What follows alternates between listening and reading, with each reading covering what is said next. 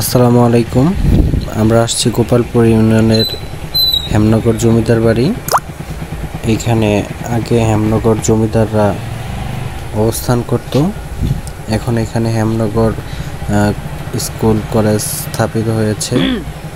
পাশেই Hemnagar police station. আমরা একটু ঘুরে দেখাবো। ও সরি, আপনাদেরকে আরেকটা জিনিস দেখাইতে ভুলে গেছি। ইনি হচ্ছে হেমনগর বীর মুক্তিযোদ্ধা খন্দকার আসাদুজ্জামান, হেমনগরের প্রতিষ্ঠাতা। এটা হচ্ছে হেমনগর খেলার মাঠ, অনেক সুন্দর একটা খেলার মাঠ। এখন আমরা দাঁড়িয়ে আছি হেমনগরের একদম সামনের অংশে। আসলে সত্যি জমিদারদের বাড়িগুলো অসম্ভব সুন্দর ছিল। আমি অবস্থান করতেছি একদম হেমনগর জমিদার বাড়ির সামনে। এখন আমরা আস্তে আস্তে ভিতরের দিকে যাব। ভিতরে উঠতেছি, একটু ভয় ভয় লাগতেছে।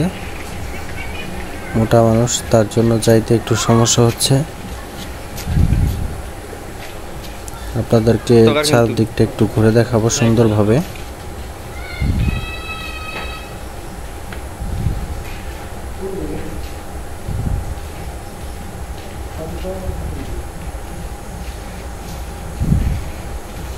আমরা হেমনগর এর জমিদার বাড়ির ভিতরে যাচ্ছি। এই তো প্রায় এসে পড়ছি। এটা হলো হেমনগর জমিদার বাড়ির ভিতরের অংশ। অনেক পুরাতন হয়ে গেছে, দেখতে সত্যি একটু ভয়ঙ্কর ভয়ঙ্কর মনে হয়।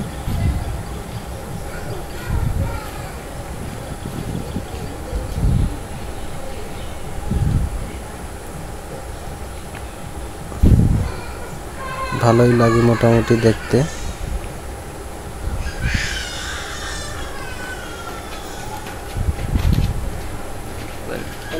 এখন আমরা আস্তে আস্তে ভিতরের দিকে যাব। অন্ধকার অন্ধকার দিয়ে ঢুকতেছি উপরে। এটা হচ্ছে হেমনগর জমিদার বাড়ির ভিতরের বারান্দা, দ্বিতীয় তলার বারান্দা। এটা অনেক সুন্দর। এখান থেকে পুরা মাঠের ভিউটা দেখা যাচ্ছে। এখন আমরা ছাদের দিকে যাব, আপনাদেরকে চারিপাশটা একটু ঘুরে দেখাবো।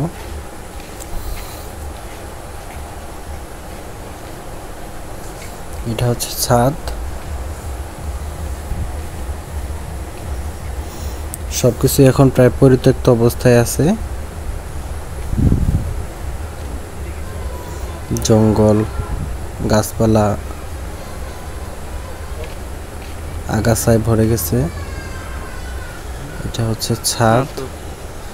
উপর থেকে, ছাদ থেকে নিচে দেখার দৃশ্য।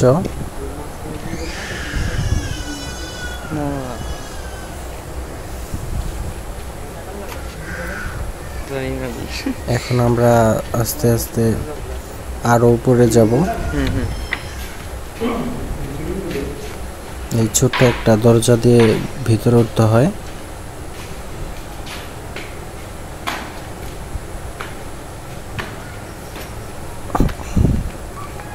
প্রায় উঠে গেছি।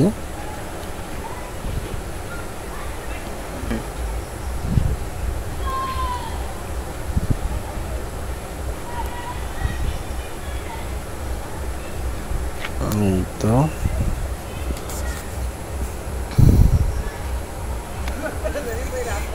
উপরে আসলে একটু ভালোই লাগে, দৃশ্যটা দেখতে অনেক সুন্দর লাগে। জমিদার এখন এখানে অবস্থান করে না, ওনারা চলে গেছে। সাথে পলাশ। এটা পিছন থেকে সামনের দৃশ্য। আসলে সত্যি অনেক ভালো লাগে। আপনারা আসলে অবশ্যই পরিচিত কাউকে সাথে নিয়ে আসবেন।